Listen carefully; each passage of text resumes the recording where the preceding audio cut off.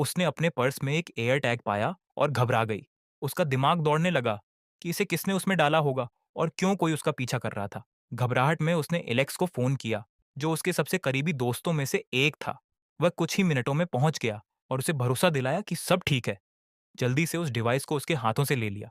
उसने गूगल किया कि इसे कैसे नष्ट किया जाए और पता चला कि हथौड़ा सबसे अच्छा विकल्प है। वे दोनों बाहर बरामदे में गए और उसने एयर टैग को कुचल दिया, जिससे उसका मन कुछ समय के लिए शांत हो गया। उसने एयर टैग तोड़ दिया और वह एक पल के लिए राहत महसूस करने लगी, लेकिन चिंता बनी रही। किसी ने उसे उसके पर्स में डाला था।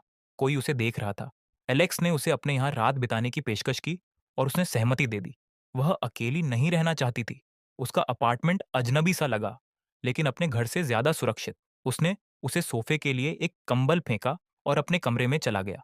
वह सो नहीं सकी। हर चरमराहट और आवाज से उसकी त्वचा सिहर उठती। वह बाथरूम जाने के लिए उठी, लेकिन जैसे ही वह हॉल से गुजरी, उसने एक कमरे को देखा जिसमें एक चमकती हुई लाल रोशनी दरवाजे के नीचे से बाहर आ रही थी।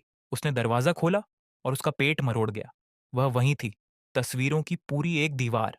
उसने आईने पर टेप किया हुआ अपने बालों का एक गुच्छा पाया। एक पुतला वह ड्रेस पहने था जो उसने महीनों पहले खो दी थी। हर उस बालों के रंग के लिए एक विग थी जो उसने पिछले कुछ वर्षों में रखे थे। वह हाँफ उठी जब उसने करीने से सजाए गए एयर टैग देखे। जिस पर पर्स लिखा था वह गायब था। वह अविश्वास में पीछे लड़खड़ा गई, लेकिन जैसे ही वह कमरे से बाहर मुड़ने लगी, उसे होश आया कि वह एक कुर्सी पर बंधी हुई थी। रस्सियां उसकी कलाई में धंस रही थीं। उसका सिर दर्द से धड़क रहा था। जब उसने चारों ओर देखा और याद आया कि वह कहाँ थी, दरवाजा चरमराया और एलेक्स अंदर आया, हाथ में एक गिलास लिए। वह बेफिक्र लग रहा था, जैसे सब कुछ ठीक हो। उसने सावधानी से पानी उसके मुंह में डाला, उसे ध्यान से देखते हुए। उसकी अभिव्यक्ति बदल गई, कुछ ज्यादा अंधेरी, ज्यादा परेशान। जैसे ही वह बाहर गया, उसे पता था कि उसे भागना होगा, वरना कुछ बुरा होगा। उसने रस्सियों को खींचा और मरोड़ा, उन्हें ढीला करने के लिए बेताब, इससे पहले कि वह लौटे। इस बीच एलेक्स काउंटर टॉप पर रखी एक तेज छुरी को घूर रहा था। उसके हाथ उसके ऊपर मंडरा रहे थे, चेहरे पर द्वंद्व की झलक।